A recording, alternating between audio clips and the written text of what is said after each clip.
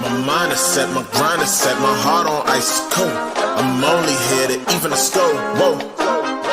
My mind is set, my grind is set, my heart on ice is cold. We down right now, but did it before. Whoa. See from here we going up. Made the call, I shown up. Now the game is sewn up. Say my name is blown up. We up, we up, we up, we up, we up, we up, we up, we up. See from here we going up. Made the call, I shown up. Now the game is sewn up. Say my name is blown up. We up, we up, we up, we up, we up, we up, we up, we up.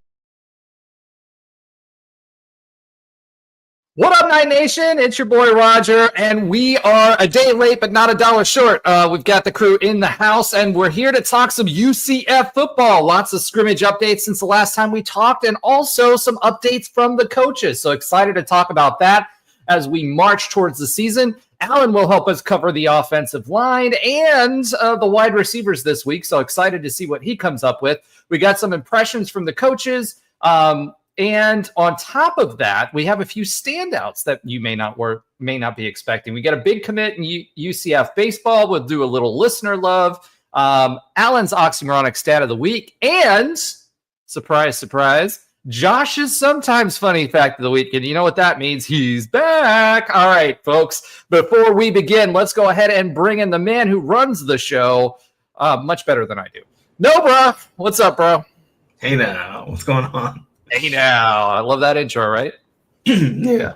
Yeah, all right. Let's get that hair flip. All right, there it is. Next, bring it back to the show, the other guy with the good hair flip, the good hair, Alan Levin. What's up, Alan? I actually need a haircut. I'm getting one next week. Oh, hold on now. We remember, folks, for all of our listeners and viewers, once we get to 1,000 subscribers, and we bumped up another 21 this week, so it's getting closer, Alan, or 11 this week, so it's getting closer. Once we bump up to 1,000 subs, Alan will cut his hair. Last but not least, but always last to the show, Josh Lazar. Hello, world. It's me. I'm back, and don't ask me how because spoiler alert, only popped in 1 minute ago. So I surprised Roger that I was going to be on. I'm trying to be here for the fans. That's my goal. I'm trying to be here and the team if I can. So basically, Josh, you're an OnlyFans kind of guy. All right, we got it. So that being said, we will have some other folks joining. Trey will be joining us on the show a little bit later. He's had a plumbing emergency.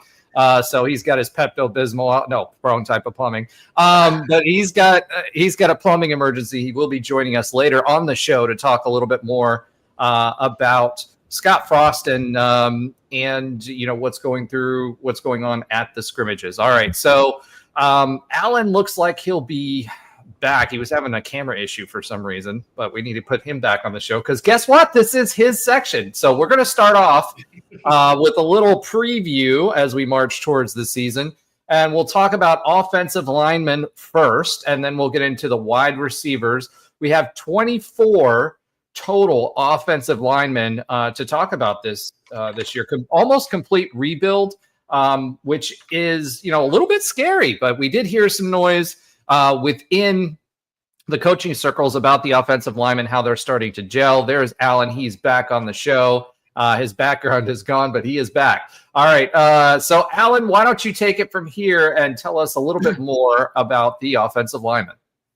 Yeah, the O-line, man. I feel like we've said this for almost every position we've previewed so far on the pod, but the O-line got really, really decimated by the transfer portal mainly, but also some graduation. We lost 4/5 of the starting lineup from last year. Obviously, some names that were producers for us. Marcellus Marshall, who was an honorable Big 12 honorable mention in his first year with us. Obviously, Caden Kettler, who had made some strides at center. Was in and out of lineup at times through his 2 years here, but was a pretty big recruit and someone was expected to do a lot. Adrian Medley, who is kind of an OG recruit, was here during the Heupel era. Pretty much started Every year he was here outside of the year, he lost to an ACL injury. So that was tough. He went over to Florida State after staying at UCF for 4 years. So went there for his 5th year. And then Amari Kite obviously graduated and then ended up getting a UDFA deal. I'm drawing a blank. I think it was with. All right. So he's still thinking about who that's with. So yeah, lots of big losses there. I mean, Kite for sure. Somebody needs to get a screen grab of that. Like, seriously, you got it. Yeah, okay, awesome. We'll post that later on our on our Twitter page. That's you vertically for Instagram. Okay, so let me add. Trey Neal just popped in. Hey Trey, welcome back, bro. What's up, fellas? How you doing? You get it all out, bro? No, it wasn't me this time. It was not me. Man. Yeah, we got it fixed. So. All right. Well, glad you're here. So you can chime in on the scrimmage and everything else. So a couple things I wanted to, I guess I'll pick up for Alan here. We finally lost him. He's coming back in, I think. There he is. Alan, you can you go ahead and keep going on the offensive line? I think I heard you say you caught me. I was talking about Amari Kite. I think was the last thing, maybe. Yeah, no, it's Medley, right? Well, Adrian Medley and Amari Kite. Yeah, so Adrian Medley transferred over to Florida State to be with Gus, and then Amari Kite graduated and then got a UDFA deal, I believe, with the Panthers or some other team, forgot. But so on top of that, UCF also lost Walt Claire Flynn Jr. in the portal, Chase Malamal in the portal, Keon Cox in the portal, as well as Jonathan Klein. So there was a lot of attrition. And because of that, UCF had to bring in a lot of transfers. There was 7 new transfers that came in from the portal. I think the big 2 names that people are most excited about are Carter Miller, who was all-conference player in the Sun Belt for University of Louisiana Monroe last year, as well as guard Melamar. I'm not sure if I said that right, but he played at Washington and was one of the more coveted players in the portal. And there's a couple other guys like Justin Royas, who came from Virginia Union, Owen Spell, another Limestone guy, and then Connor Meadows, who's a Tennessee State guy. And then we had a couple other Power 4 guys, Preston Cushman, who came over from Ole Miss. And then one more actually FCS guy, LaParca Langston, who came from Northwestern Mississippi. So a lot of transfers, all big guys.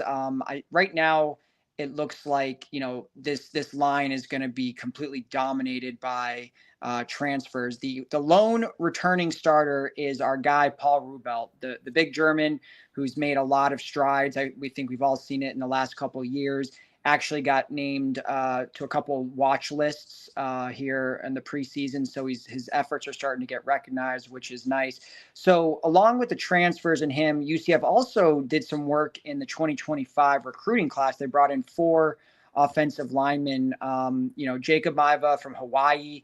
They brought in Ryshawn McHaney from Indianapolis, Camp Lott, which is a great name, from Mississippi. And then Jack Joyner, who was actually a Gus Malzahn recruit, but ended up, staying aboard even when they made this transition to Frost. And he's from down the street at Cocoa Beach High. So, those guys that are probably redshirt, but there's a lot of names here. I think the only guy we've really seen proven that we know a lot about is Paul Rubelt. And we had a couple other, returning, I would say, key reserves. I would say that Jabari Brooks and Cam Kinney and Keegan Smith are key reserve guys. The 3 of those guys combined played 39 games just last year alone. So I know that Keegan Smith and Jabari and Kinney played in all 12 games, and then I believe the other 2 kind of played in sparingly. So we got some key reserves back, but this is going to be a line that's very much so dominated by transfers and I guess Paul Rubelt. So, but nothing we're not used to. I mean, the offensive line essentially has been brand new every single season since the portal happened. We've had a lot of attrition every single year. There's been a couple guys we've kept every single year, like whether it's Loki Paole or obviously Rubelt now, but for the most part, it's been pretty much transfer heavy, but even more so this year. Yeah, I think the big thing for me when I look at the losses, right? So for the names that stand out for me, Walt Claire Flynn, we were expecting a lot out of Walt Claire Flynn. He was a big time recruit. Chase Mulamamala, he was coming into his own or starting to come into his own. And the big one for me is Adrian Medley. We knew we were going to lose Kite. Kite was a solid contributor for us as well, but we knew we were going to lose him. So those are the big losses for me. The interesting thing for me, though, is, with offensive line, a lot of it has to do with footwork and timing, right? And guys knowing exactly where they need to be, or if they're seeing something from the defense, making sure they are either shading the direction they need to shade, or, having that technical prowess and understanding. That's why they talk about offensive linemen needing to play together so that they know instinctively what the other one is doing, right? So if you see them if one starts to see one do something, the other one knows. So they've been together largely since the spring, which is the positive about that, right? Because on the offensive line, the biggest piece of this is just getting a consistent group to play together. How, Alan, from a size perspective, other than Paul Rubel, because we know he's a basically giant redwood tree, what is the weight across the line? We knew we had an average of about 315 pounds plus on the defensive line, and that's important for the Power 5 or Power 4. How does the offensive line stack up as far as size is concerned, especially with these guys coming from the FCS ranks and some of the other places they've come? Yeah, this is not like Frost 1.0 where you had guys like Jordan Johnson and some of these, slimmer kind of maybe faster offensive linemen. Every single O-line transfer we got was, 6'2", 6'3" plus and over 300 pounds. There's some real big ones here. You have guys like LaParca Langston from Northwest Mississippi, 6'7", 305 pounds. Guard Melamar is 6'4", 315. Justin Royas is 6'5", 310. Preston Cushman, 6'5", 305. Connor Meadows, 6'4", 305. And Owen Spell, 6'8", 310 pounds. So they almost rival, some of these guys almost rival Paul Rubel's size. Maybe not quite as tall, but these are all big boys. So, I don't think it's a question of size. For me, I think when you have these kind of makeshift offensive lines that are made up of almost completely transfers, is how quickly can they gel? And on top of that, you have brand new quarterback that they'll be protecting, new running backs. It's and a new coach. It's interesting. We've seen some offensive lines at UCF gel together fairly quickly in the last couple of years. But when you think of the best offensive lines like 17, 18, 13, those were guys that all played with each other from freshman year on up. When you think of the guys like Aaron Evans and guys like that, and Jordan Johnson and some of these guys that played together for 3, 4, 5 years. And these, outside of Rubel, none of these guys have, they're all brand new. So it'll be interesting to see if they can gel pretty quickly here. Yeah, football games are won in the trenches, right? Both on the D line and the offensive line. And Coach O'Leary and Trey can speak to this. Coach O'Leary used to say, the further away you are from the ball, the easier it is, right? So these guys that are on the offensive line, they're going to be there for every snap. They're going to be grinding. They're the key to our run game and the pass protection, right? We've got some running backs that'll be able to help with that. But and I hate to say but, the guys know, or if you've watched the show for a while, I hate to say that.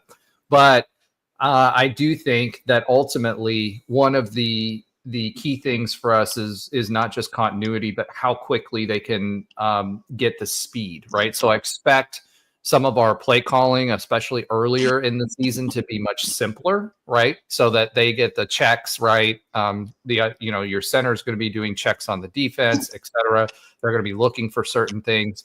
The good news is a lot of these guys are experienced that are transferring in, so they should be okay with regard to the mental game and being able to pick up blitzes and understand what they're seeing from the defense. The challenging part is going to be how fast are they going to be able to pick up the playbook so that they can go at warp speed when they need to, right? Because one of the things that Coach Frost is doing and has said, and that's came out of the interviews this week after the scrimmage, et cetera, that happened on Thursday, is that they need to be able to get off the ball. And in his words, they were a little lackadaisical. And so when they're doing that and they're lining up, that leads to penalties. And that's one thing we don't want to see, or we don't need to see when we go fast, is penalties, because that's going to slow us down and put us behind the chains. We do not want to be behind the chains when we're in a hurry up offense. So for me, it's okay. These guys all have some experience. How fast can they gel? But more importantly, are they putting, with their size, are they putting the level of effort that they need to make sure they're getting to the line when they need to and getting there more quickly? Trey, you were there during 2016, 2017. Tell us a little bit about the offensive line, how fast they gelled, et cetera. What did you see from the other side of the ball? In 2016, it still took time because we had a lot of seniors. And relative to 2015, we kind of mixed it up. I know Wyatt Miller switched positions, Aaron Evans switched positions. So it took some time, which I think we saw pay off in 2018, or 2017, and that's where I think, you know, kind of what you were hitting on. The O-line is one of those positions where it takes time to just gel. You know, it's hard to just 1 year and just hit it, you know, and just have an amazing offensive line, because that's probably one of the positions where, like, everybody's tied to a string. That's what they like to say. You know, if one guy's going, if one person's pulling the wrong direction, everybody looks bad. You know, so that's where it's, you know, I think that's going to be the only growing pain as far as them. I mean, you guys hit on it, the physicality. It seems like they're plenty big enough guys, plenty big enough as far as the physical part. But, you know, so we'll see. How long did it take it during the 2016 season for them to gel to a point where they were competitive within the game of roundabouts where they should be? I think they were competitive from the jump. I just think it's like you can be competitive throughout the whole game, but say, you know, we always say football's won or lost by 5 games. If you look, or 5 plays, sorry. If you look at 2 or 3 of those plays, they're like an O-line mess up. And now instead of 2nd and 3, you go to 3rd and 8. And then that's a huge difference, you know, whether even if you just get no yards, 3rd and 3 is very different than 3rd and 8. So it was things like that. And it may be little in the grand scheme of it, but you look like those are like drive killers, as we call them. Like, goodness gracious, like that we were moving the ball, and then boom, we just had a drive killer, you know. So I think they gelled over the course of the year. Obviously, it got better over the course of the year, but I think it was about until year 2 where you kind of understand, one, what Coach Frost wants. You know, I don't know exactly what they're doing, if it's exactly how we did it, but you still got to have a feel of why he's calling plays, how he wants you to block. In certain situations, your block might not be the same. You know, you don't just call one play and it's the same play over and over. 1st and 10, how you block could be different than 3rd and 1, you know, 4th and 1, you know. So it's those kind of reps that you don't have enough time to get all of those reps in camp, in spring, over the summer. It just happens in the game, you know, and that's where you learn most of it. So, yeah, the interesting thing too is in this first scrimmage, they were focusing a lot on both on the defensive line and the offensive line for goal line, right? So that's one of the things we struggled with the last few years, and it's really where you're putting hat on a hat and you know, trying to out physical each other. So we'll talk about that a little bit more later on when we get to our scrimmage recap. But when you're talking about that, the defensive line kept the offensive line out of the end zone on 3 consecutive plays on a goal line play. So stuff like that, kind of, our defensive line, I don't know how much to take from that, because our defensive line from ends is going to be stacked, right? Yeah. So it's good for goal line defense, which I appreciate. But then, you know, when we're talking about the offense, that's been a bugaboo for us for a while, and we have a good stack of running backs. I'm just worried that the offensive line, I hope they round into shape. The good news is we've got 2 games of live action for them to get under their belt against lesser competition, and then we hit North Carolina, which will be interesting to see what they look like. We'll actually be on game week. We'll be interviewing the guys from the Heel Brothers podcast, and we'll also be participating with them to preview the game. So make sure you tune in week by week, because we're going to try to preview as many of the Big 12 games and the out-of-conference games as we can with members of the other team. Okay. Alan, you also said we have 4 offensive linemen in the 2025 class. If you were those guys, it's going to take a couple years probably for someone, at least a year for someone like Jacquez Joyner, who was a very highly touted recruit, to crack the starting lineup. Do we think that the offensive line talent that we brought in is enough to overcome some of the issues that we have with time? I don't, it feels like this is one of the least talented offensive line at UCF in recent memory. I mean, there's been some guys that have done some good things at their previous schools, whether it's Memoir or specifically Carter Miller, who was, like I said, was all Sun Belt. But I don't know. I mean, when you look at even, I thought under Gus, the transfers were actually better. Like, I mean, you look at a guy like, Marcellus Marshall, he ended up being an all Big 12 honorable mention. Some of these other guys like Caden Kittler, he played right away as a freshman, which is fairly rare at UCF. You don't see too many freshman O linemen play.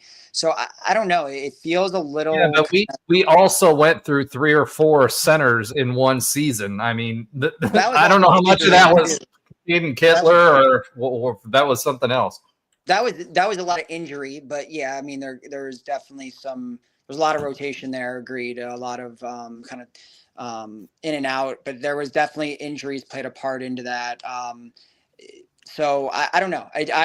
You look at some of the schools these guys came from. It's not necessarily. We talk about this all the time. I mean, maybe that doesn't necessarily matter, but you talk about like some of the key guys: Northwestern Mississippi, Virginia Union, Limestone, Tennessee State. So I don't know. I think there's enough to be suitable, and you like the size of some of these guys. I mean, like you said, in the Big 12, look at teams like Kansas State and Oklahoma State that have these big, guys up front. So I think we can kind of match them pound for pound in that sense. But I don't know. A lot of these guys too don't have a ton of experience. You had guys that have dealt with injuries throughout their career, and some of these guys who landed in the portal. Some guys that played very sparingly at their previous schools. I'm actually fairly interested in seeing what some of the returning guys can do. Not that there's that many of them, but Keegan Smith played in 12 games last year in a very important reserve role. Rubelt obviously started all 12 games. Cam Kinney has played in a lot, and he's been now in his 3rd year after transferring over from Georgia. Jabari Brooks ended up playing a pretty key role after transferring over from Samford last year. So I think some of these returning guys actually could make a fairly big impact, even though as of now, it does seem that probably 3/5 of the starting lineup at O-line is predicted to be transfers. And obviously then Rubelt is looking like one of the starters. And I think Brooks might actually be at the other tackle spot. So I'm kind of more interested to see what the returning guys can do. I don't know much about these new guys, but we'll see. Well, I mean, for me, the JUCO guys, you mentioned some JUCO guys in there. You mentioned some guys that came from lower FDS or D2, right? And I think for me, I'm more confident in the JUCO guys than I am the lower FBS guys. I know that sounds silly, but a lot of times the JUCO guys, for whatever reason, they have the talent out of high school or the size, and they just got under recruited, or because they're playing at a smaller school or something like that's happening, so that they don't get the exposure that they need to make it up there. So it doesn't sound like you're too high on the offensive line. Who are you projecting to be the starting offensive line for us this year? Besides Rubelt, obviously he's going to start. Yeah, Rubelt is going to be at left tackle for sure. I'm really confident that Carter Miller is going to get the center spot. I mean, we don't really have too many other known centers. I know guys can shift around and play multiple positions. We've seen it, time and time again at UCF, but Carter Miller played center, at ULM for, 2-3 years. So I'm thinking he's going to get the center spot. That's all the buzz there. Like I said, Rubelt at left tackle. I'm thinking it's going to be Cushman or Meadows at right tackle. They both played right tackle at their previous schools. Not a ton of experience, but they did play there. Then I'd be shocked if at left guard it wasn't the Washington transferred guard Melamar. He was a highly valued transfer, played 11 of 12 games last year for the Huskies. So I feel good about that. And then at right guard, I think it probably ends up going to Brooks. He ended up being reserve last year. It was predicted to win out the spot, but ended up being a two deep guy. But I think he'll probably start at right guard. And then, some of these backups, maybe I think Cushman or Meadows, like I said, could start at right tackle. Then the other one would kind of be the reserve guy. Then I would think Smith and Kinney also get some time at the tackle spot, maybe behind Rubelt. But I think those would, right now it's looking like Rubelt, Miller, Memelar, Brooks, and Cushman, I think would be the starters. What's interesting is I'm seeing a lot of fifth-year guys on here and a lot of, juniors. And then it'll be interesting because we've got a ton of guys that we can run with. The one thing that kind of sticks out to me out of all of them is Andrew Phelan, offensive line, 6'3", but only 250 pounds, like from East River in Orlando. So it's really, really, really interesting to me that he's even on the roster. So overall, when we start talking about this, what would you grade the offensive line talent for this year? I probably go C+, B-, somewhere in that range. I don't think the depth is really there, and I don't think UCF has had a ton of depth at offensive line in recent years anyway, so it's not too different, but you felt good about somewhat good about the starting five, and then it kind of gets reinforced when RJ Harvey has back-to-back 1,500 plus yards. I mean, I know that's probably just more RJ, but they at the end of the day were opening up space for him to run, and some of the offensive line, they transferred to some pretty big schools after playing at UCF and had some good years at UCF. Some of those recent transfers that ended up leaving, whether it was, Marshall or Medley, Amari Kite. So I don't think it's as talented. I think the depth is probably the same, but the starting five does not feel as strong as even last year. So is this something that we should be overly worried about, or because when you say C, right, and C and B minus maybe, or C plus and B minus, whatever you said, me at one of the most critical positions or position groups on the field, that has me a little concerned, especially with three new quarterbacks.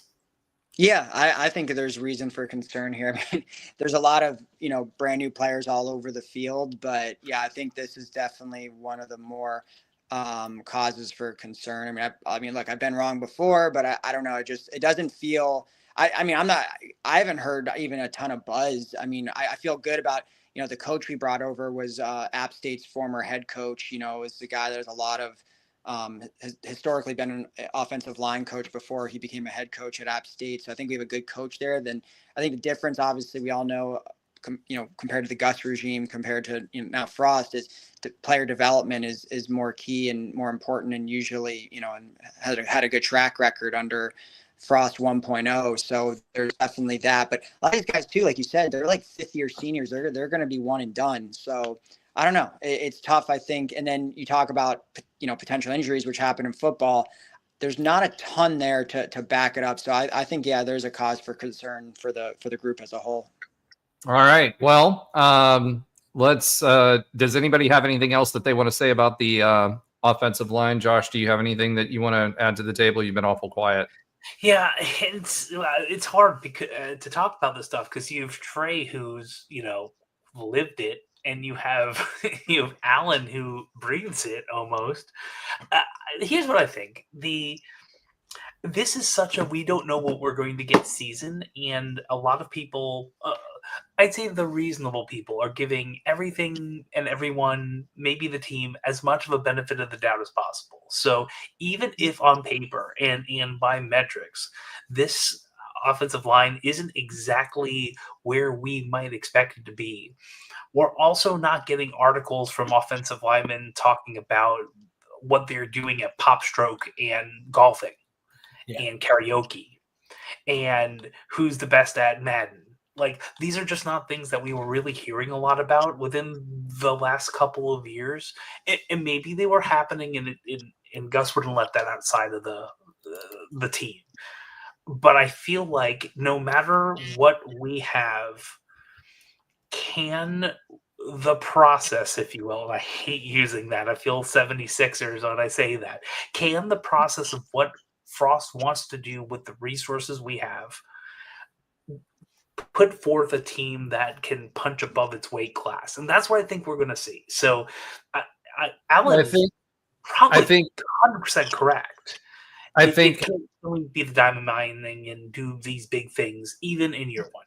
so. Josh, I think the big equalizer on all of this is our D line, right? Because I have a feeling that we have the running back room.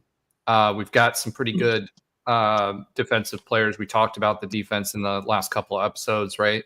But that D line is going to give them lots of opportunities. So the question to me is again, the question on the quarterback, and we'll talk about that a little bit later too. But does this offensive line have enough juice as it goes through the season by game 5 or game 6? That's really what I'm looking for to withstand, the Lee Hunters of the world they'll be facing at Texas Tech, or folks like that, and that'll be interesting. Trey, do you have anything else you want to add? Oh, I mean, I think this is going to be a good, depending on the D line. I think everything is contingent on them. If they can, I think they're going to carry.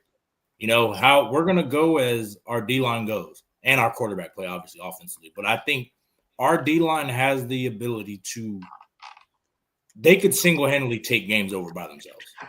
Like, if they play to their potential, they could take over games. If we get a lead, they could take over games by themselves. And I think that's the most exciting thing, in my opinion, with that. I think that and turnovers. I think if the defensive line plays well enough, our focus is on turnovers, which is going to get the offense more swings of the bat, right? And that's really what I'm looking to see, and hopefully see growth by game 3, 4, and 5. As we kind of move along. All right, Alan, that covers the O-line for now. We have a few other comments that came out of the scrimmage for them later on. Why don't we move on to the wide receivers? Tell us all about the wide receivers. Yeah, wide receiver. This to me is one of the more interesting position groups on offense. I think we're seeing something. I've been watching UCF football since 2007, and I've never seen this amount of attrition. And it wasn't purely from the portal. I mean, the stat here is 100% of the production from last year, meaning any single player that caught a single catch on last year's team is gone. There's not one player back. I've never seen that. Not even a freshman that caught 2 balls or 3 balls. There's not a single guy back from last year. Really, there's just 2 returning players. Jordan Bridgewater is one of them, and then the other one is drawing a blank on his name right now, but Operdell Richardson and Jordan Bridgewater, the only 2 guys back, and they did not catch a single pass last year. So I've never seen anything like that, and a lot of that was due to, the team was very veteran laden last year. Kobe Hudson graduated, Chauncey Magwood graduated, Trent Whittemore graduated, Gerard Baker graduated, and then you had and Javarius Johnson, and then Jacoby Jones. Also, there was some, is he going to transfer? Is he going to end up graduating? He ended up graduating too, and then he ended up going pro. Actually, caught a touchdown the other day in the preseason.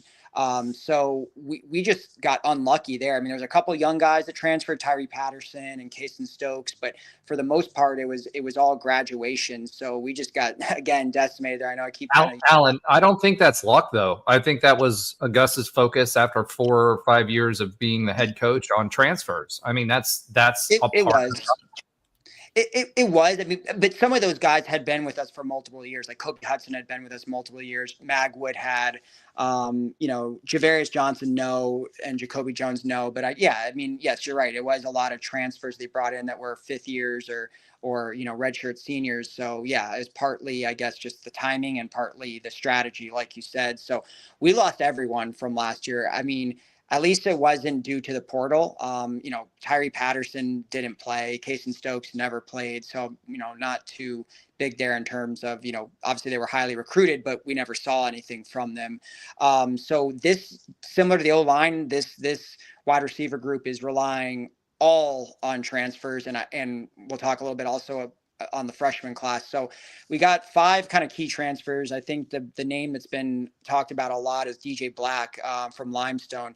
He had a kind of breakout season last year for D2 Limestone, who's actually no longer a football program, but he had a little over 1,000 yards, something like 12 touchdowns. So he had a really, really good year. He's kind of the favorite right now, I think, to lead the group. So there's some excitement around him. Then they got Dwayne Thomas later in the spring transfer class from Charlotte. Didn't have like a big season for them at all, but apparently he's looked very good in camp. His name has come up multiple times from wide receiver coach Sean Beckton. So there's definitely some excitement there. Then you have Marcus Burke, who was a really big recruit for Florida 4 years ago. Every year, kind of going into the season, there was talk of him breaking out. He did have his best year last year, so there is some buzz that he could, end up finally kind of living up to his potential this year in a new system and after his best year in college last year. So we'll see how he looks. And then they also landed Chris Domercant again late in the portal season from Chattanooga. And then the big one who looked really good throughout spring was Day Farmer. This is a guy that local Orlando guy, only spent a year at West Virginia, was originally in UCF's class before decommitting, and then unfortunately he suffered a lower leg injury and he's going to be out for the season. So that was a really big blow. I mean, he was expected to be a starter, really talented, played at West Virginia. So really unfortunate loss there. So it's going to be very, again, dominated by transfers. I think DJ Black and Dwayne Thomas are 2 of the maybe 3 favorite wide receivers to start, but who's getting a lot of buzz. 2 of our 3 highest rated recruits in the 25 class were wide receivers, and that 4-star Carl Jenkins Jr. and then you had a high 3-star in Wade and Charles, both from Florida, both big dudes, both 6'2". But Wade and Charles has been making waves. UCF posted on their Instagram an awesome one-handed catch he had the other day. I don't know if it was in scrimmage or in practice, but he is looking like a bona fide starter. Like they're saying he's going to play this year, not a special teams role. Like he'll be playing right away, can stretch the field, a real vertical threat. So there's a lot of excitement about him. And I think that's what we've all been waiting for at UCF, is that next kind of freshman guy that starts with us and is good right away. We've seen it time and time again in years past, whether it's Traquan Smith, who is all AAC Rookie of the Year, or Gabe Davis had a really good freshman year. Dredrick Snelson had a really good freshman year. Wade and Charles feels like that guy that's going to be there. But yeah, this group is just so up in the air. I mean, we talk about, there's not a single returning guy that's proven, because there's only 2 guys returning. And then the transfers, really only DJ Black is the only one that's really put up, numbers. If you're looking at purely a stat line, Dwayne Thomas didn't do much at Charlotte. Day-Day's injured. Marcus Burke has been very up and down, and Domercant, again, didn't play much at Chattanooga. So it's tough to really evaluate this group, but I'm excited. It feels like there's some young talent there, especially with Jenkins and Charles. And then, Bridgewater and Burdell Richardson, they were both 4-star recruits out of Gus. And everyone was kind of pushing for them to play. If you recall last offseason, Burdell Richardson got a ton of buzz in both spring and summer and fall camp. And then he was nowhere to be seen during the season. I think he played a couple reps on special teams and that was it. So there's a lot of names there. There's a lot of depth here. And I think you talk about difference maker, big equalizer, is our wide receiver coach, is Sean Beckton. Historically, Sean Beckton has recruited and developed wide receivers. It's why wide receiver is arguably the best or second best position historically for UCF when it talks about NFL talent and development as a whole. I mean, he's essentially every wide receiver you've heard of in the last 10 years. Sean Beckton had a hand in that development. Yeah. So for me, I feel really good that he's back, and he's not coaching tight ends. He's coaching wide receivers. He coached tight ends at Nebraska. So I feel really, best wide receiver coach UCF has ever had in development. And there's talent here. It's not a question of that. It's just all these guys have never really played before outside of DJ Black. And it's unprecedented at UCF. I've never seen a wide receiver group where we don't have at least one bona fide star. I'll admit the depth hasn't been as great in recent years, and obviously been very run heavy under Gus, but you knew you had something in Javon Baker. Last year, you knew you had something in Kobe Hudson. Years before that, Marvin Williams. There's always at least one guy, and this year you're just not sure who that is. So I'll take a different subtract from that. I think DJ Black is that guy. He's got size, he's got speed, he's got hands, and he's been showing out. So I think DJ Black, number one, will be that guy. Day Farmer would have been as well. The challenge with Day Farmer is, like you said, he was injured. But remember, Day Farmer was originally a UCF commit, then went to FSU and then came back, which is kind of funny considering that Gus went to FSU and Day Farmer came here. So I think DJ Black is someone to look out for. Wade and Charles, I've heard nothing but amazing things about Wade and Charles. Been mentioned by everybody. So I expect him to get some play.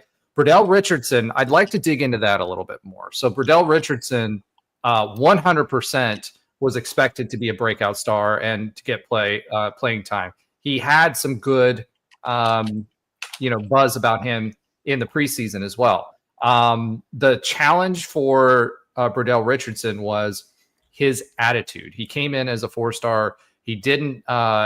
He was doing YouTube videos about his daily life, as a wide receiver, which is great. More power to you for doing that, right? But apparently his attitude, him showing up for practice on time, all those kinds of things, it just wasn't there. Now, how much of that was Gus and what he promised him? How much of that was the culture that was we've talked about that ad nauseum, and how much of that is him figuring that out? Burdell Richardson was starting to get buzz again. I think he and DJ Black, along with Wade and Charles, are the three names you need to look out for wide receiver, only because Day-Day's out. If Day-Day was playing this year, I think Day-Day and DJ would be the two big names, followed by Wade and Charles. And then Burdell Richardson, it could have taken DJ's spot, right? So I think Burdell Richardson has a ton of talent. And to your point, the change in coaching staff, I think, is a huge difference, right? When you talk about and everybody from Gabe Davis to, going all the way back, who they're being coached by is a George O'Leary acolyte.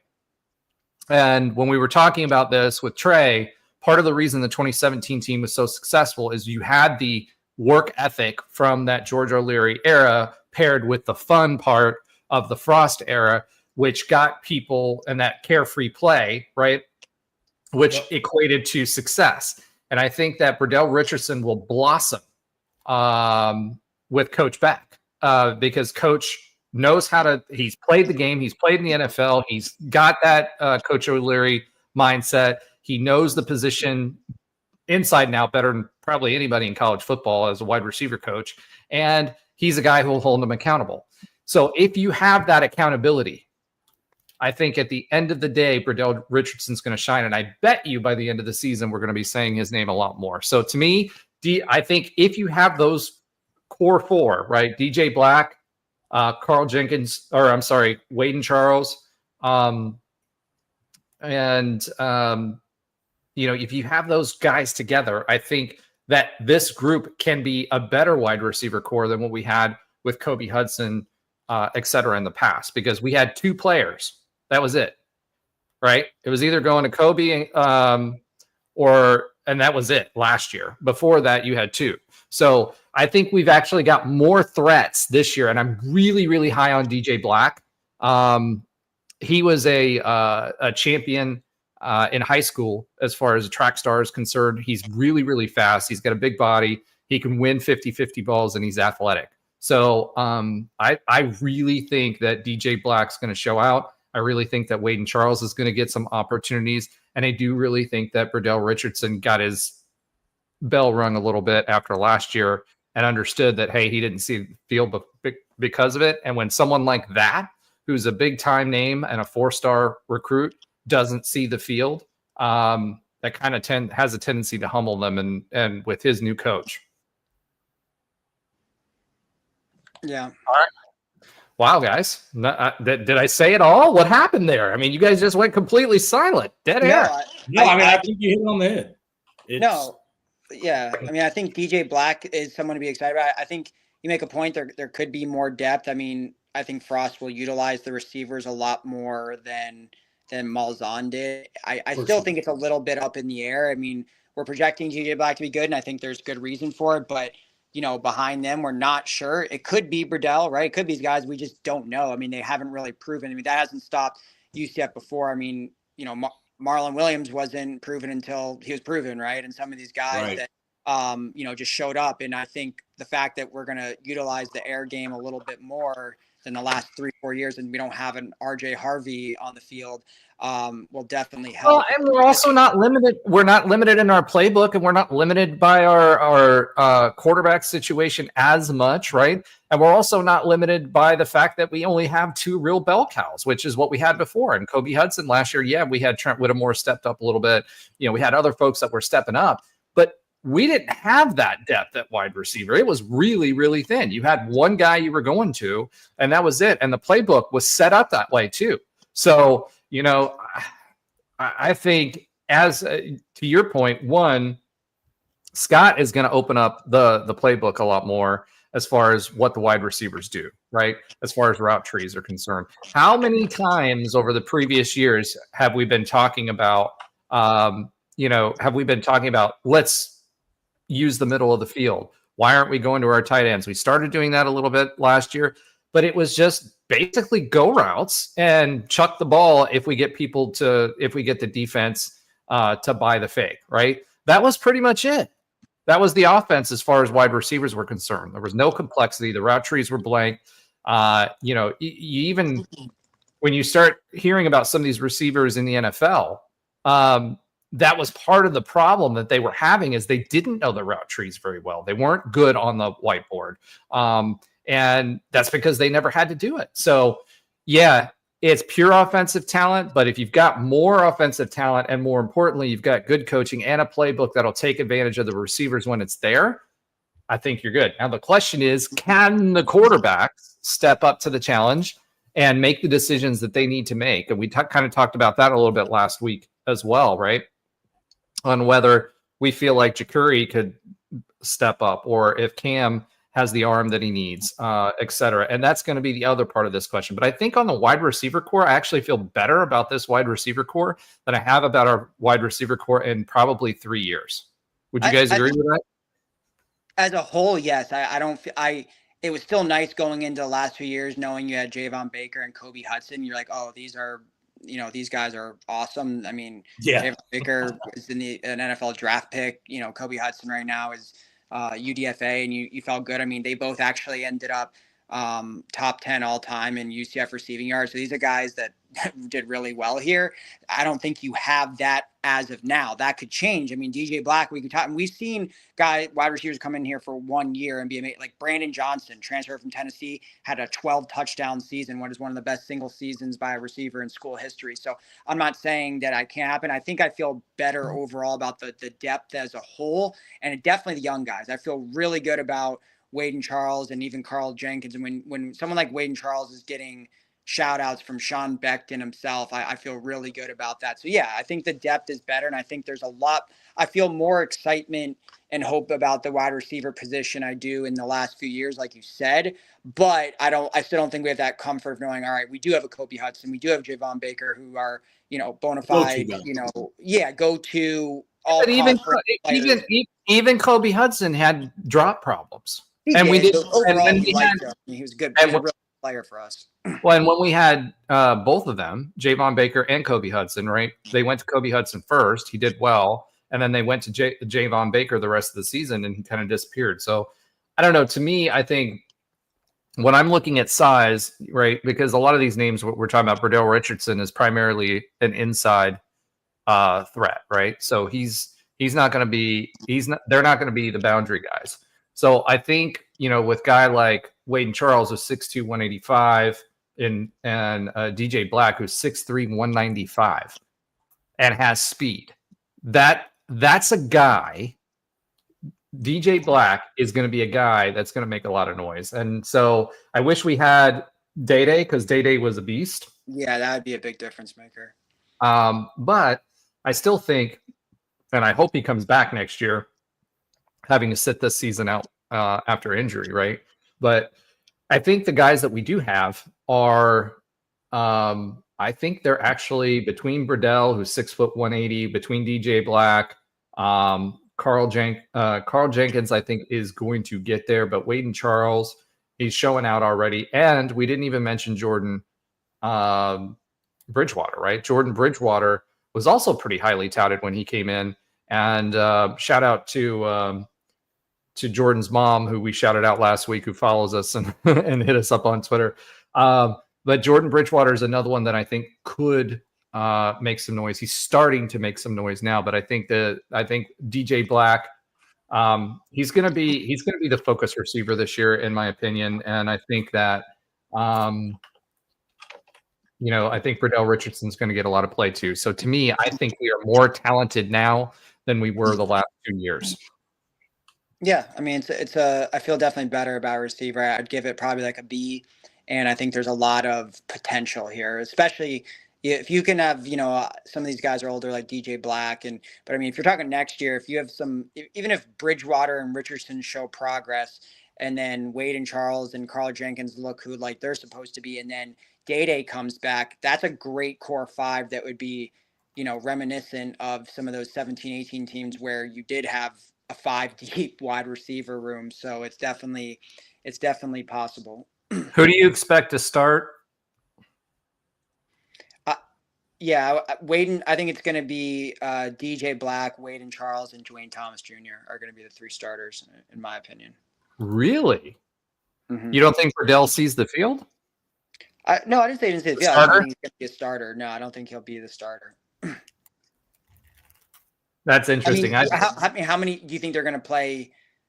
I mean, how you think they're going to have like a 4 wide receiver set at any like? They will. They absolutely will, but I don't think that'll be their consistent. This is not Josh Heupel, right? Offense, right? So to me, I think that I think DJ Black, I think Burdell will be the inside slot guy, and I think Charles is starting for sure, though.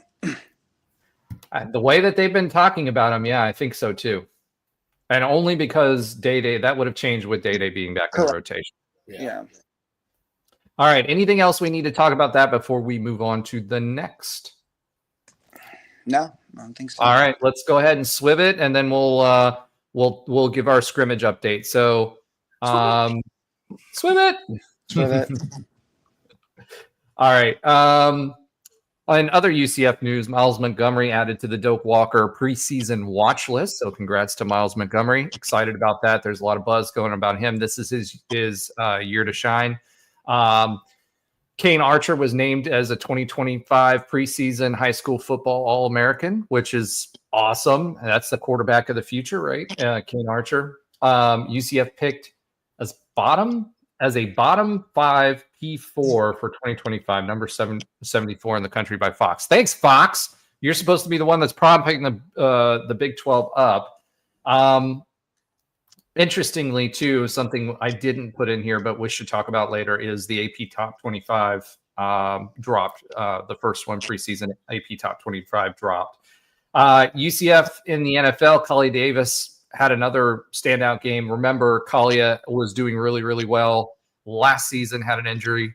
And then RJ had 7 carries for 25 yards, which isn't super exciting. However, if you watch him, he looks faster than he did when he was at UCF. 1,000%. Yeah, he looks way faster. So I don't know if that's because he was hurt, because he was carrying such a big load here, or what the situation was there. But he looked really, really good. He'll figure it out. Okay, in other UCF football news, let's go ahead and get to the scrimmage update. So we had lots and lots of interviews coming out of scrimmage. We had some folks that came into scrimmage that had other topics that they talked about that didn't make it to the interview. So the good and bad, according to Scott Frost, it seems like the guys are really bought in and are playing hard and popping. He actually said that the tackling was better than what he expected. So one of the big bugaboos during the first Frost years was our tackling, right? And it seems like that seems to be going well. Cam Bancher was out with a lat strain. We were a little worried about that, but he did play with the ones It was the first one out with the ones, during the scrimmage. So that tells me that again, he's the guy right now that's leading the pack. The defense is definitely ahead of the offense, which is what we expect because of that D line, as we talked about, and the talent in the secondary.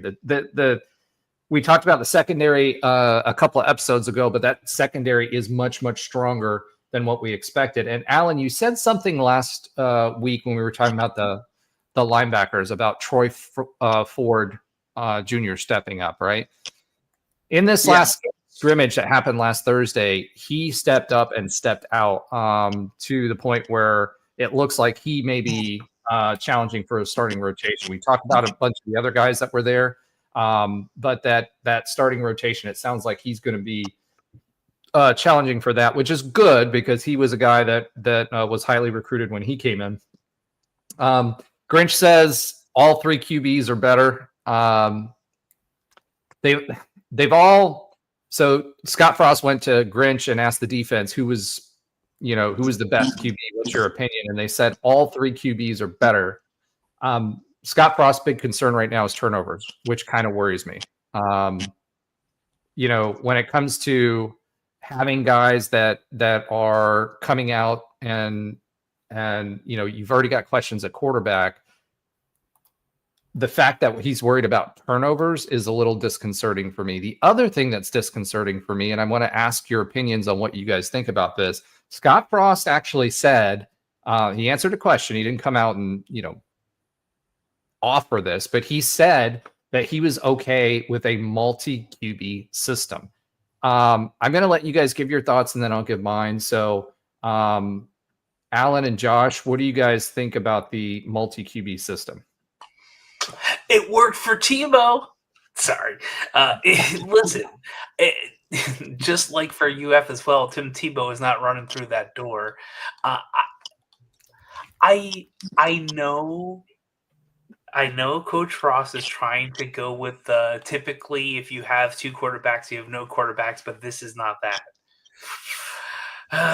It kind of feels a little like that, but I still have to trust his instincts on this. And I mean, the fact that the two we're talking about is not the most highly paid one in NIL is also an interesting thing. But look, we have two games where we should be sitting back and drinking a beverage, alcoholic or non, by the third quarter. Regardless of the quarterback, I don't care if Trey is quarterbacking. Like right now, we should be fine. He's still on mic, so which is great. But that's where we're at. So that's fine until we get to UNC. And if we're talking like Curry getting both running plays and other plays and coming in as a change of pace, but Cam is running the show or something, like by the time we're playing a Belichick-led team, which sounds weird because we're talking college football, I think we need to know. And if we don't, listen, if it works, it's great and looks like a genius. And if it doesn't, the opposite may be true. So I right now, my gut instinct is I don't care for the first two games. Let's see who proves it on the field. Trey, what do you think? Multi QB system. I just think he's saying that because he doesn't know who the guy is right now. I can't see him really going to a multi-QB system. That's just me. I truly can't see it. I can't envision it. I don't know how you would. Truthfully, I don't see it. So I think it's just a cover-up for right now because he doesn't know who he wants to name starter, and that's just what he's waiting on. I agree with Trey. I mean, I think multi-QB system's awful.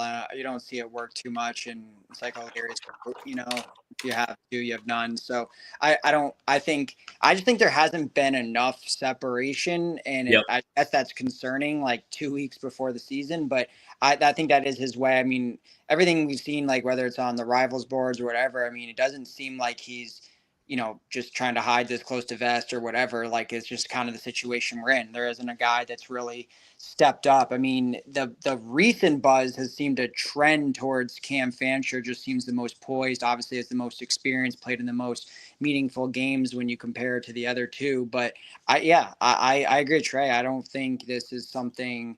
I don't think he's going to do a 2 QB system unless maybe it is just for the first 2 games, like see who does best. And then by the time UNC rolls around, all right, whoever looked the best. I can't see that rolling through 12 games. There just unfortunately has not been enough separation, which I think is a bad thing, but maybe they're all doing decent enough where, okay, it's maybe no one's looking awful. I would hope that the thing is that they're not all 3 just really, really bad and none of them are somewhat good. It seems like they all have had some positives and some negatives, which, makes sense for 3 guys that are, transferred multiple times, don't have a lot of play time outside of Fancher. So we'll see. But I agree with Trey here. Yeah, I'm Jakuri, just to kind of correct that. The only one that's really transferred multiple times is our guy from Indiana, right? Everybody else has only transferred once. So and Fancher was at Marshall FAU, now UCF. Oh, okay. I didn't know about the Marshall part. Okay, multi-transfer. Either way, Fancher, I think, is the safe bet.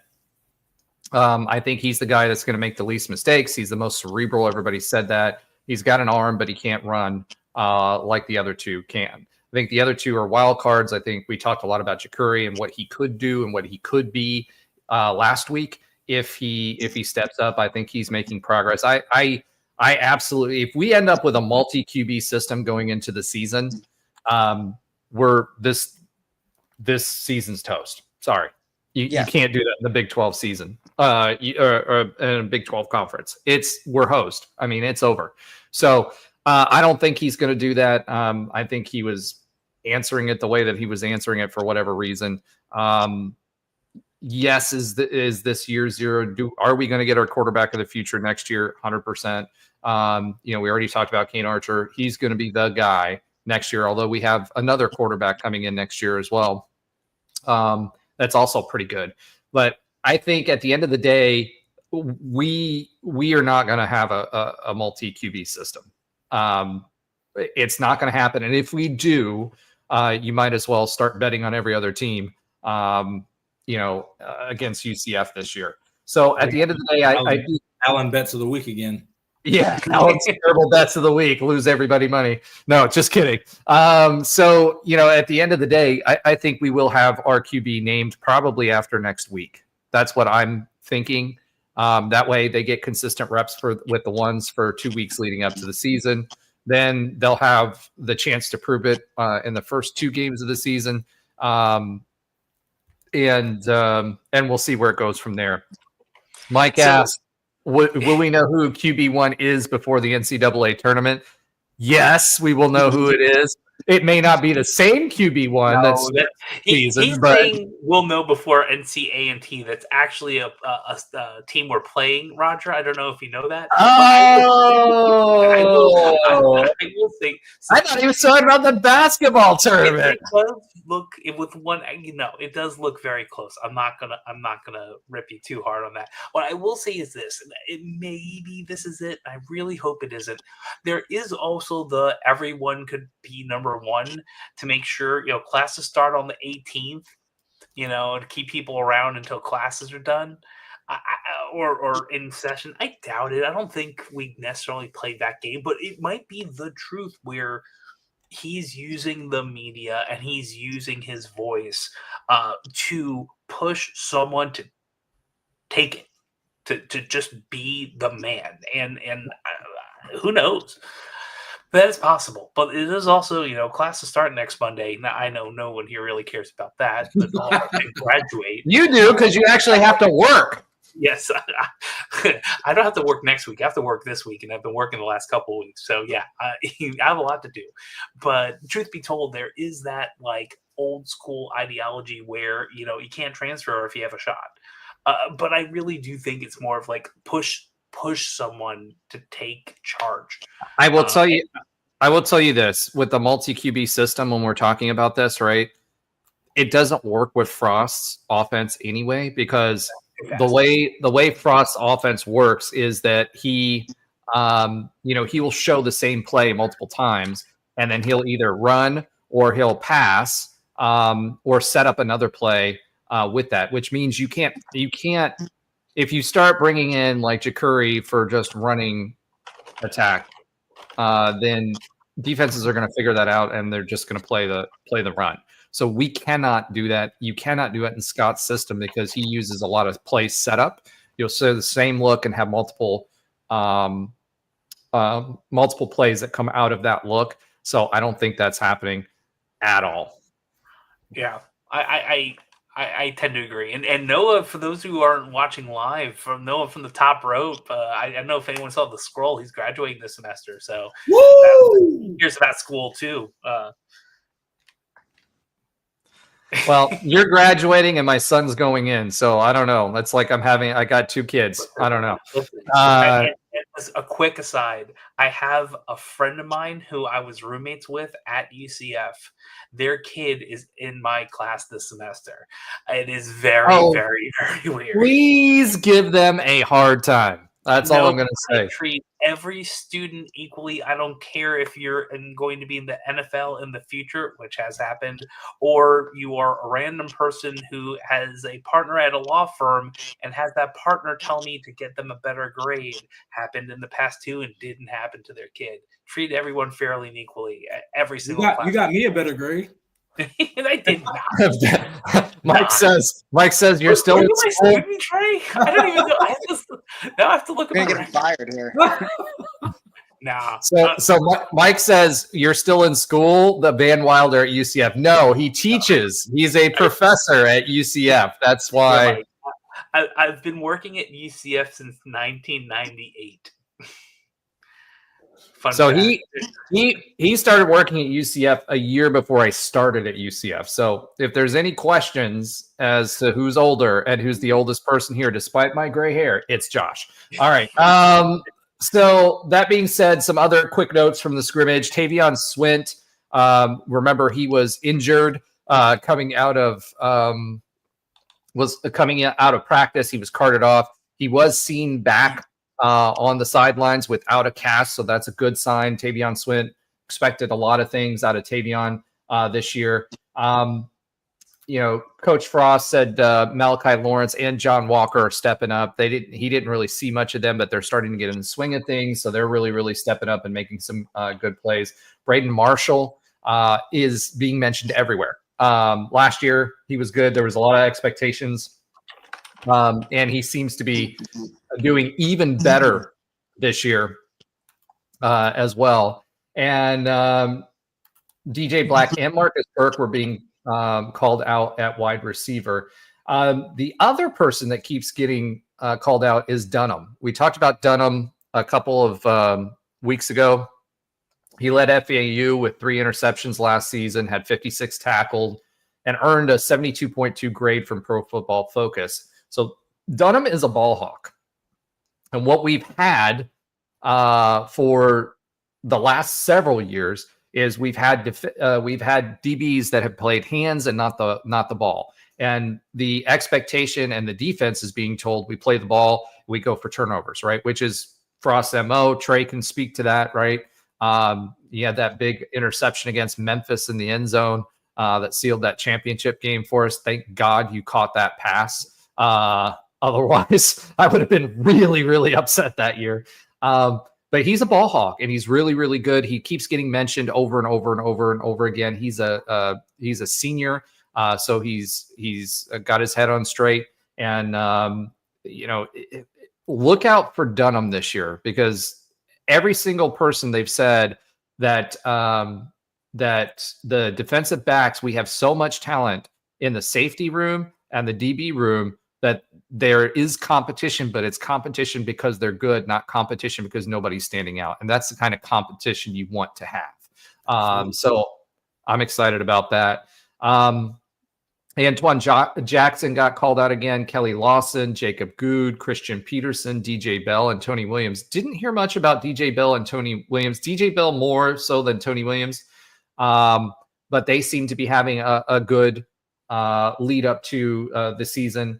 And then also Damari Henderson, which is someone we were all expecting a lot out of the Henderson twins, and Damari Henderson being called out as well.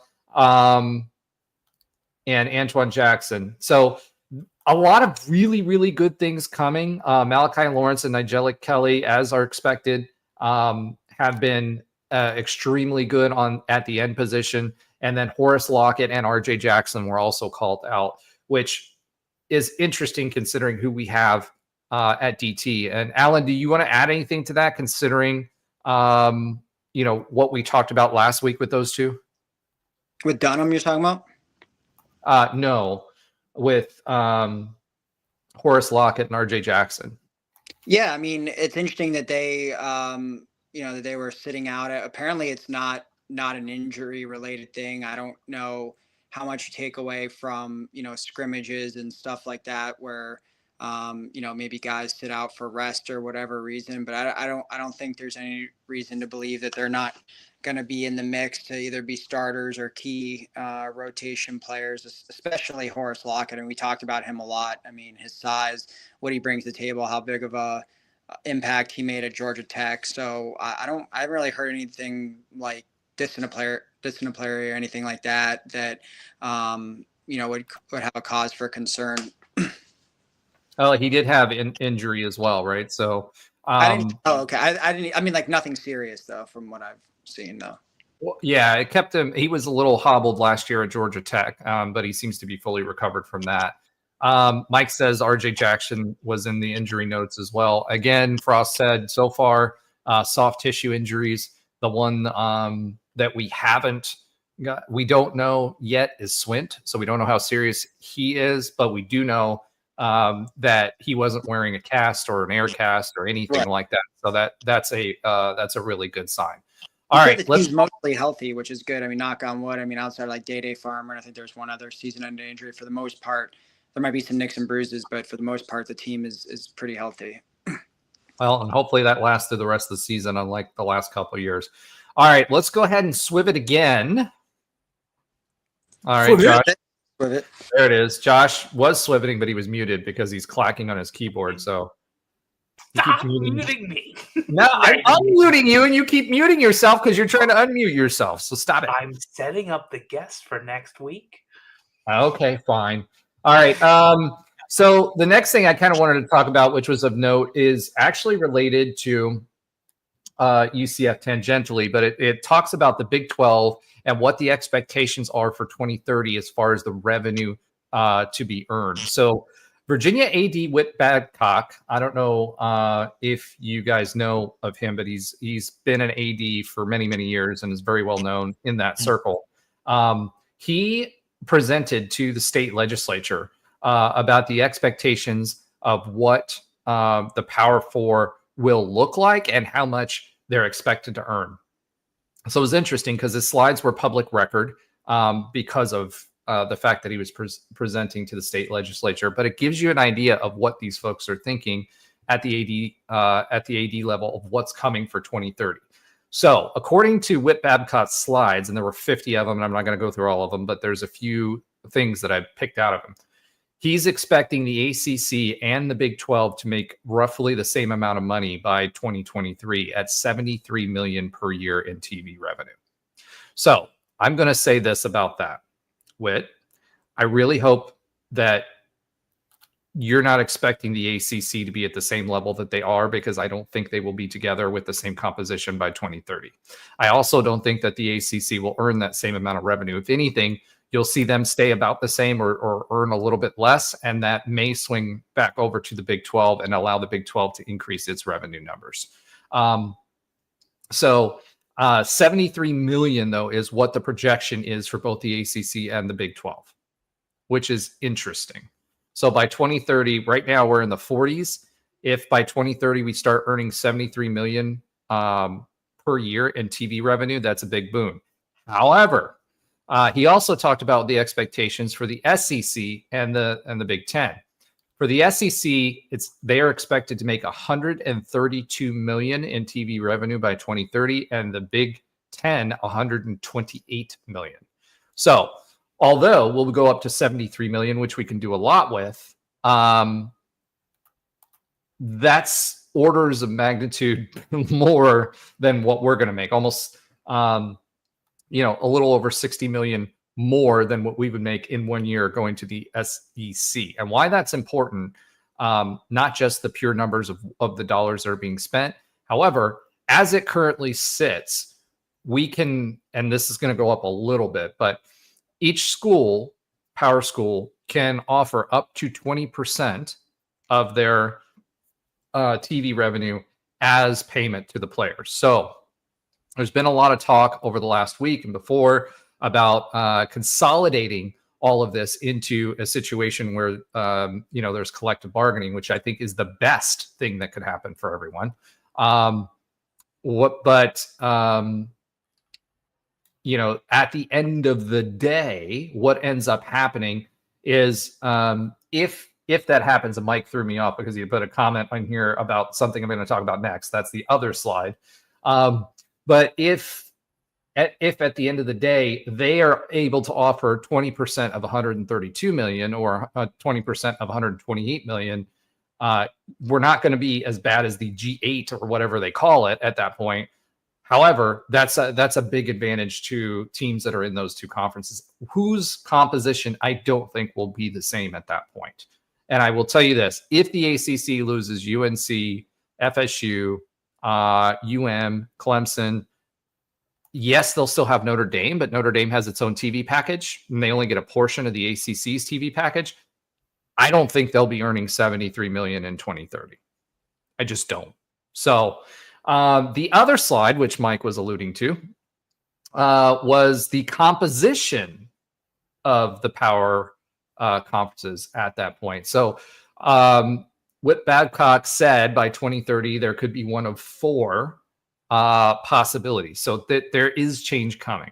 So bifurcation, which is basically splitting FBS in two, so you have P4 and everybody else. I don't think that's going to happen because I think the ACC is going to be in too much of a mess for that. Trifurcation, which is the SEC and the Big Ten, and then the ACC and the Big 12, and then the others. A super league with 3 tiers. So basically, the Big 12 and the ACC would be in the middle tier in his projections there. And then over half of the rest of the college football would be, so basically all the G5 and those that have been recently demoted, anybody who gets demoted next time would be the bottom tier. And then you'd have the Big 10 SEC, you'd have the ACC Big 12 or just the Big 12, and then you'd have everybody else, or a complete reorganization, which top half or 72 teams would be the power, quote unquote, 12. The bottom half would be the group of 8 or 64 teams. I don't think that's going to happen. The only way that works, I think, is if there's like a relegation type of thing, and I don't think anybody's going to sign on for that. Yeah. I really don't. And you only need, remember, there was recent changes to the legislation that for conference structure and power conference structure and autonomy structure, for anything to be changed, you no longer need all 4 conferences to sign off on it. You need 3 of the 4. So if we were talking about bifurcation, trifurcation, I'm going to have Mike just run the show for me because he's like right there where I'm at. There you go, Mike.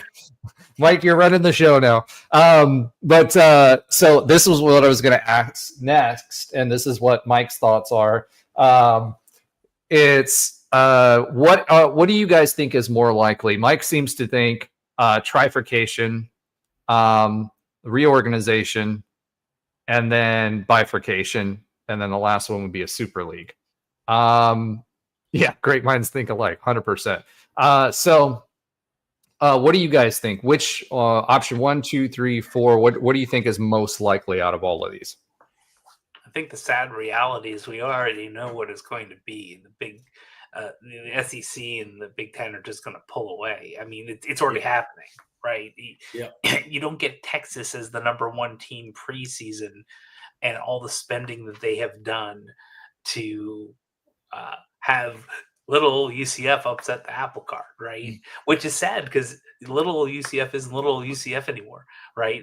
Now it's like little old Boise State upsetting the apple cart. Look at what the top 25 is in preseason. It's pretty much, I'd say 3 teams. ACC is kind of up there, and I don't know why, but it's all the 4 teams, and then let's just slide in 1. And it's not like you can make anyone in the Big 12 in the top like 8. So I think we already see what's going to happen. Now, that also could be where they pick off, they being those 2 pick off and get even bigger and bifurcate, but enlarge to get even more rich. The rich get richer, but it seems like we're in an inevitable place unless there is external there's external forces, government, states, things like that. And I don't think it's the best option. I feel like seems like the inevitability, and I don't think it's really going to be the best thing for college football, period. Trey, what do you think? Yeah, I think it's gonna. I mean, I was saying this when I first got on Nightline. Like, this is where they're heading because that's just what they want. They want the Super League. They want a league where they can model it after the NFL, where everybody plays. They'll create their own conferences. They can pay whoever they want, how they want. You know, we're kind of already giving them the kind of the blueprint to kind of see the test run. You know, with the roster and the salary cap. You know, how can salary cap work in college? Well, we're going to do the test runs in a few years. I think, is it this year or the next year where it kind of kicks in? No, it's this year. Yeah, so we're going to see how that works, how teams navigate that, and they're going to do whatever they can. If they have any issues, they're going to try to clean it up, and that's going to be the proposal. And you hit it on the head, Josh. It's the Big Ten and the SEC. That this has always been their play. If they can't have total control of the playoff, which they try to, they're just going to start their own league. And sadly, most of the eyes go to that. Most people kind of revert when it's college football. They revert to the SEC and the Big Ten. Good thing for us, we're in that country, like of the SEC. We're in the Southeast. You know, Florida is a big football state. The Southeast is a big football state, and the Midwest is big football states. So I mean, we've got 3 NFL teams, right?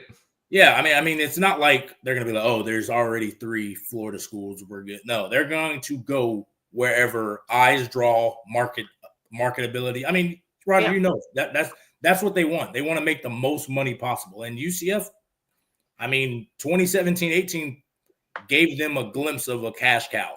You know, it might not be Alabama, but they're not looking for another Alabama. They're looking for better than the Vanderbilts. You know, not to disrespect the Vanderbilts, but Vanderbilt doesn't draw that kind of a draw. Well, I mean, you did turn them down to go to UCF. I'm just saying. Yeah, but like Mississippi State doesn't have that draw. You know, Vandy doesn't have that draw. There's some teams in the Big Ten that they just don't have that kind of ability because they don't have the pool, no matter how good they are. So I think that's what's going to happen. I think at least they're going to try to make it happen. They just want full control. I always joked and said it's going to be the SEC and Big Ten are going to combine and they're going to do pay-per-view every Sunday or Saturdays. You know, they're going to sell it and people will buy it. I mean, that's just I will say it's a little minutia, but I would have said pay-per-view until the UFC, which is not to be confused with UCF, just got $7.7 billion for I think 5 years to just be on Paramount Plus. I think if the streamers want the eyeballs, the streamers are getting into these live type of sports. I feel like that Super League could get into that. And truth be told, that there is some plays there for us as a university to tout what your team did, like where we can go and see that effect. And truth be told, why not you only need to take one more. There's only one more team to take and to be a part of that. Oh, Yeah. Let's be fair. Miami is funny. I still think Miami brings in eyeballs, but people, they're just not what they were in the 80s. FSU will bring in eyeballs, period, end of statement. We all know this. Well, I think we have a decent rep. Well, it's a different model, right? So, like the NFL model is based on location, right? Because in the NFL, you can get a region of fans, right? Yep. Whereas with college, you're not geographically fixed, right?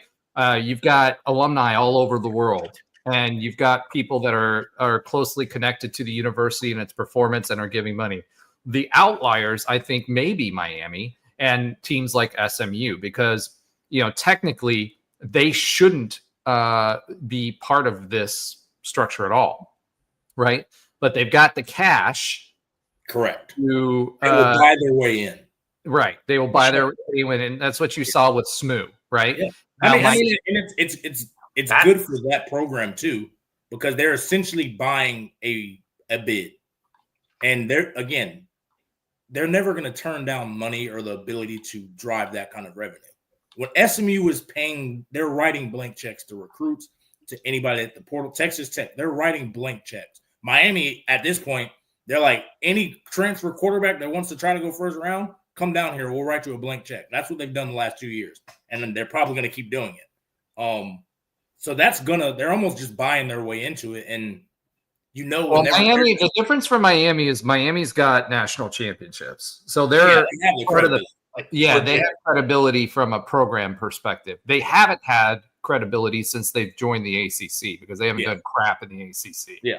So, but I think those are the outliers for that model. But ultimately, my point was that the model is centered around in college football is different than the NFL. So it will be different because of that fact.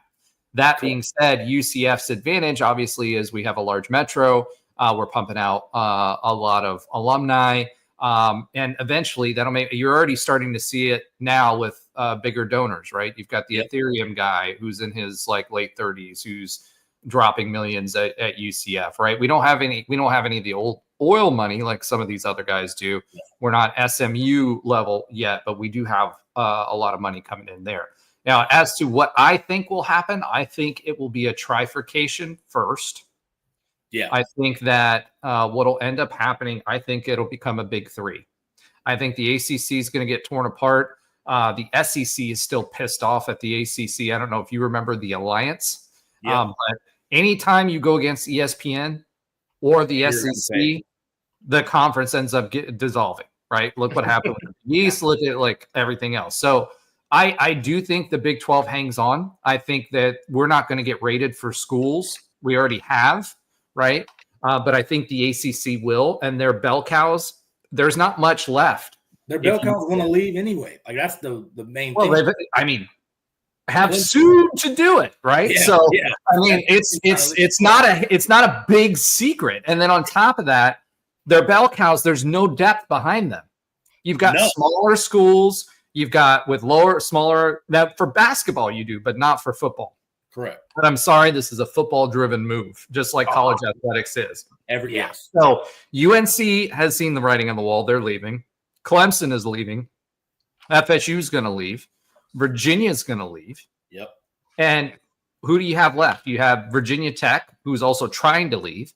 You've got some other folks as well that are trying to leave.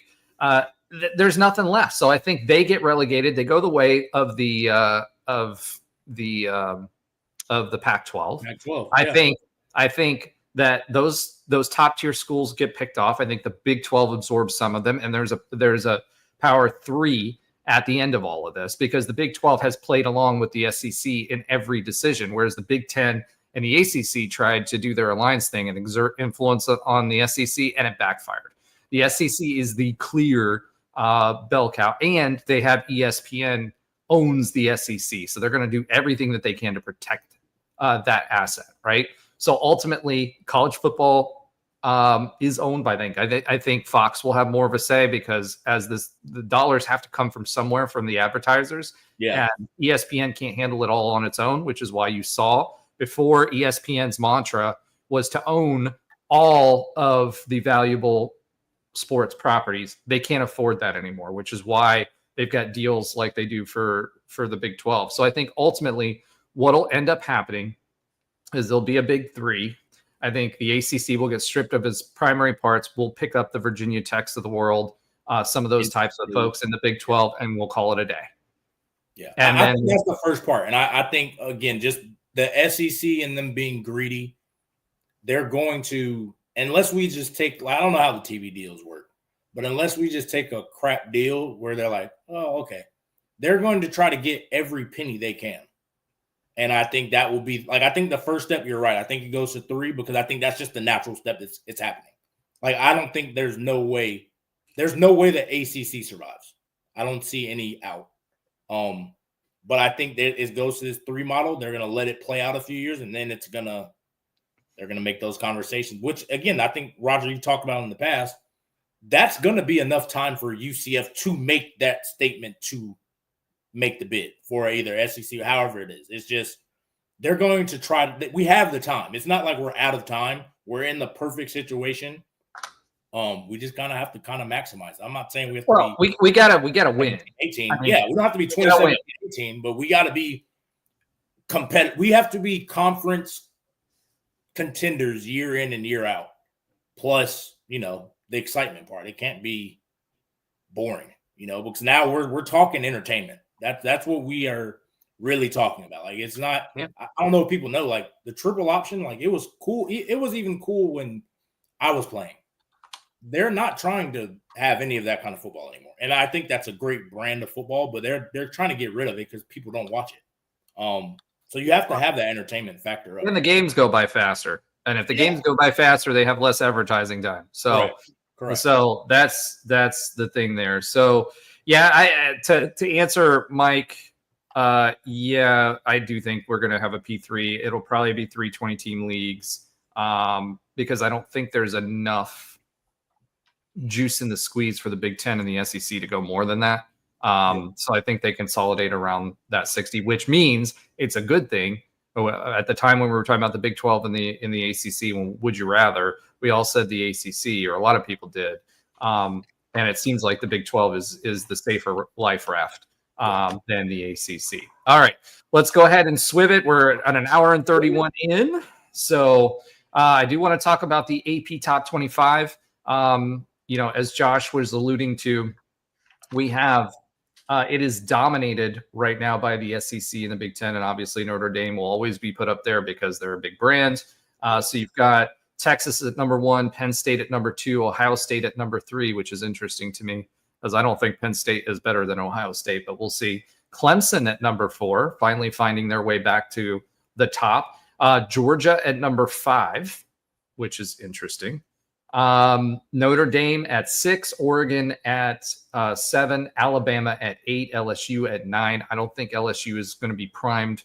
They seem to have, like, every 3 to 5 years they come out with like a great team and then they kind of fall back, right? Yeah. Miami at number 10. I don't see that happening at all. Arizona. You know what it is? It's because that first game they needed to be a big time ranked game is Miami versus Notre Dame. So they need the eyeballs. That's all it is. They need numbers. Yeah. Literal numbers. It's Catholics versus convicts all over again, right? So then you've got Arizona State at number 11, Illinois at 12, South Carolina 13, Michigan at 14. That'll be interesting. I think they are going to be good. I don't know if they're 14. Florida at 15, SMU at 16, and that's purely about from who they bought. K-State at 17, Oklahoma at 18, A&M at 19, Indiana at 20, Mississippi at 20, Iowa State at 22, Texas Tech at 23, 24, Tennessee. That was a huge fall. And then rounding up the top 25 with Boise State. So obviously, you know how we feel about preseason polls. We've felt that way for a really, really long time.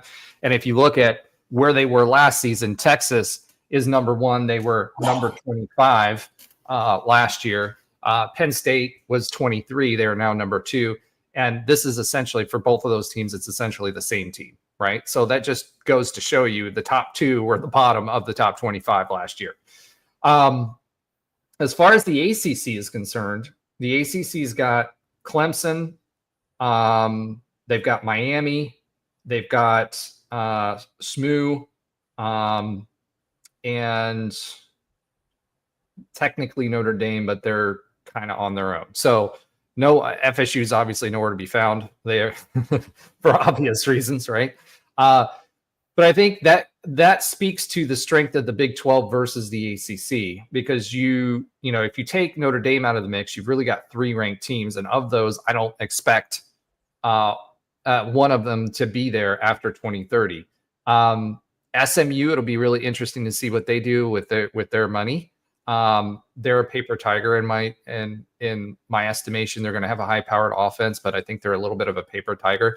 But I think this really goes to show you that the ACC and the Big 12 are looked at as the same, but with the Big 12 looked at a little bit stronger than anything else. As you would expect, you are filled with the Big 10 and the SEC at the top. So not much more to say about that. To me, the interesting thing is how we're now comparing, not with the SEC and the Big 10, we're comparing ourselves versus the ACC, because that really needs to be what the Big 12 is doing. Just like we did with the Pac-12 and we ended up killing them, we need to do the same thing with the ACC. So I'm betting on Brett, and hopefully he sticks around that long through 2030 to kill off the ACC as it stands right now. All right, let's go ahead and swiv it yet again. Swiv it yet again. Yeah, I'm going to give before we get into our listener love section, I'm going to, we do have a note about UCF baseball. UCF baseball did pick up Trace Farmer, 2027 third baseman and right-handed pitcher from Fernandina Beach. He's, again, this is 2027, so he's going into his junior season this year, right? Yep. Batting 346. His numbers are batting 346, 475, and 500 for on base percentage, etc., and slugging percentage, which is great for a freshman or for a sophomore, like going into his junior season. He's also a really, really good and talented pitcher. He's had 10 appearances, 1.20 ERA, 1.20 as a sophomore. That's really good. And yeah, that's really good. He only gave up one homer, and batters hit 178 against him with a 291 on base percentage. So that's a really, really good recruit. However, just with like anything else, a lot of these recruits that are like that, they never make it to baseball. Although it'll be interesting to see now that people are getting paid more, right? A lot of them would get drafted and make 100,000, 150,000, and then go play in the minors and work their way up. But with we don't know right now how the the roster payments are going for baseball. I know we added scholarships, which is a positive. But kids like that typically didn't make it to the roster, but that may be different. So hopefully he does, because he seems to be this seems to be a great prospect. All right, let's go ahead and swiv it yet again. Swiv it. Okay, I guess Josh muted himself. And talk about a little listener love. First, I want to shout out to at Night U 1642 commented, "Let's go UCF. I'm hoping Coach Frost gets his team to at least a 7-6 season with a bowl win. Go Knights and charge on." We agree. The goal is a bowl game. Hopefully not the same way that 2016 went and we almost ran off KZ. I was there for that game. There was a lot of people calling for Justin Holman. Chance. You were there. You remember it. There were Holman chants everywhere. So I hope that doesn't happen again. And then RJF 2607 says, "Have we interviewed KJ?" No, we have not, other than Josh surreptitiously giving him the side eye at Waffle House after games. As we mentioned, we had 11 new subs this week. The only one that I can see is Papa Z. All the rest of you guys have your privacy settings so that I can't see them. So shout out to Papa Z and everybody else who joined the family. Remember, like, subscribe, follow, share.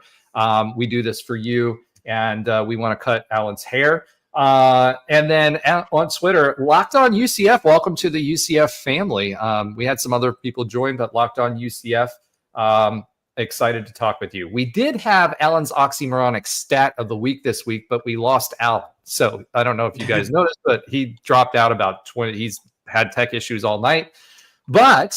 And since we have Josh back this week, we do have Josh's sometimes funny fact of the week. So Josh, why don't you take it away? Trying to make it a little topical this week because soccer teams are starting to play some games. So we have a MLS team, of course, in Orlando, but there's also one in Miami. Hold with me here. So we know Messi plays for that MLS team in Miami, which also lost 4-1 to Orlando City recently. And we also had the UCF connection, an assistant soccer coach who also played at a Miami-based MLS team in his career, is a hint. Which coach from a current UCF soccer team played for an MLS Miami team in his career? Ooh. It wasn't Coach Calabrese, was it? It is not. Okay. I don't know MLS well enough to weigh in on this one other than some Orlando City history, obviously, because we were there. We were fans of them and going to games before they moved up to MLS. So I don't know. Trey, do you have any idea? That's your neck of the woods down there. I have no idea. Okay. I'll give you a hint. They're married to a head coach. Oh, so they, Tiffany. Oh gosh, what's his name? I can't remember his first name, but Tiffany's husband. That's what they're going to post on their social media. It's Tiffany's husband. 100%. But you're right. It's Tim Sahadic. This is interesting because Tim played for the Miami Fusion FC from like 99 to 2001. He had 22 appearances. What's interesting is that soccer team over time ended up dissolving. I think it was in 2005 or so, and it was when I think it's Beckham had the rights to buy a team, and then he started the Inter Miami FC, or where they're at now. So they both played MLS soccer with a team in Miami. Not exactly the same team, but I started doing some research on something for soccer. You know, it's a deep cut, and I looked at their histories. I'm like, whoa. That's interesting. And as most people know, Tiffany was a gold medal winner in Trey's backyard in Atlanta in '96, and won a bunch of other stuff. Which is why Tim is Tiffany's husband, right there. Yeah. Oh, that's gonna be great. I so hope they put that in their social media. So anyway, that's great. All right. Thank you for that fun fact this week. We did miss you. And let's roll right into the quick update on other UCF sports that Alan does not watch, and he doesn't even participate in the show this week to listen to. Yeah, and it's funny because I haven't done the show notes for this in a little bit. So literally the first thing in here says softball with no information on it. I did a softball update last week, and so I didn't have one for this week because I didn't have time to do that part. No worries at all. So, and I didn't see anything on softball yet. I know that the softball team about a month ago was getting new recruit after new recruit week after week. So we had a good amount of that. Let's talk about our AD spending money. Men's soccer Coach Calabrese, like you're talking about, is extended through 2029. Well, it's 2025 right now, and usually, at least in the Olympic sports, people stick around for about 4 years. Makes sense. The next exhibition game is this Thursday, August 14th at 6:15 at home versus North Florida. Now, if you are a fan of soccer and UCF men's soccer, you're going to both be excited and saddened for the beginning of the season. You should watch them because they're good, and absolutely. And not only are they good, but they've got really good jerseys. That is true. And look at the competition for the first couple games. So the Or first kits, as they call it in soccer. kids, yes. Kids. Um, their first 2 games are away games. They're versus a top 25 vote receiving UNC and a preseason number 6 Wake Forest. That's all happening next week. And their first home game is quite far away. It's the day before opening night on for our football team that Wednesday. So like a couple weeks away. We'll talk more about that in the coming weeks. But I was a little floored they're going that aggressive with like that level of team. But we need to be prepared for these for our league because Marshall is in there and they're I think ranked preseason number 2 this year. Well, I mean, West Virginia is too, and they were pretty good last year. And Correct. We hit a little bit of a slump last year, like in the middle of the season, but they came on strong and they were ranked, and we were expecting big things, and then it just kind of all unraveled there at the end with the last game. Yep, 100%, and hoping to see a change so we can get back to our 2023 ways and not act like the Cows because we were number 2 for a week or so. So we also have another extension. The men's tennis coach, Lloyd Bruce Burgess, is also extended through 2029. It aligns with the 4-year college degree, but also, truth be told, men's tennis is just, thriving. Last couple of years, making the Sweet 16, just doing things that we've never done as a team at UCF. And while I know this is not the most popular of the sports we talk about, right? We're a lot of people like the stuff that Alan does watch. Men's tennis is doing great, and I bet we'll do fine for a while. Speaking of women's soccer, they have 12 newcomers to their squad, and they played in a couple of exhibitions with some insights I can tell you, and I haven't seen this anywhere else yet. So basically, every player on the team played between the 2 exhibitions.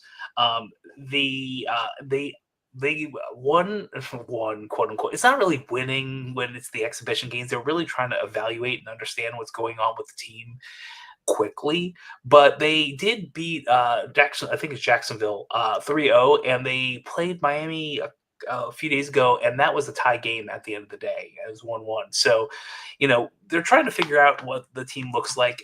I do like the fact that we're not. We're winning or at least tying on those type of games. So that's all going on and wonderful. That's exhibition. So where's the regular season start? It's on the road at UAB of all places up in Birmingham. That'll be on Thursday, August 14th at 8 p.m. So if you are at home watching the men's game right after, go on to probably some type of radio or online and you can find that game too. The first home game, though, is this Saturday, August 16th at 6 p.m. versus FAU. Now, the Fan Fest is coming up. Is anyone going to Fan Fest, by the way? Is that on any of your radars? Probably. When is it? I'm probably going to do the kickoff luncheon as well. We should talk about the kickoff luncheon. I really want to do the kickoff luncheon, but unfortunately, I've been doing too many other things. But the Fan Fest actually is happening right before, earlier in the day. So you can do a double header. You can go to the women's soccer game at 6 p.m. and you can go to Fan Fest from 1:30 to 3:30 p.m. That is all. That's well known. It's at the arena. You probably know that. Doors are at 1. Couple of things that I noted from the announcement. You're only allowed to bring one item because the doors open at 1 or the doors are at 1. The doors doors are scheduled to open at 1 p.m. So doors open at 1. FanFest is supposed to be on its way at 1:30 to 3:30 on 16th, and the Edition Financial Arena. They paid for it. I might as well give them their note. So a couple things from the note, the news item that I thought were interesting. You can't bring like 50 helmets to try to resell on eBay, so don't be that fan. Fans don't do that. Bring one item to be signed. They did say photos will be limited.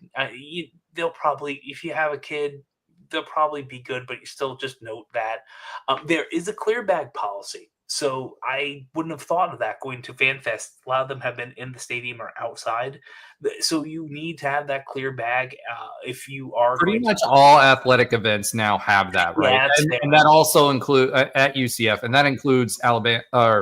Yeah, that includes umbrellas, right? So make sure you don't bring umbrellas. If it's raining, you're SOL, so bring a poncho. But it's a 12 by 12 clear bag, so it's not like you can get a giant clear beach bag and bring it with you, folks. Just remember that. Just yeah. I was reading through it like, really? But okay, I get it. It's good to know. Also, parking is free in Garage D and F. Just have fun getting out of there. And the bookstore will be open from 10 to 4 p.m. In case you want to buy new swag. And that is all I have for other sports and stuff that Alan does not watch nor participate in, and leaves the podcast so he doesn't have to hear about it.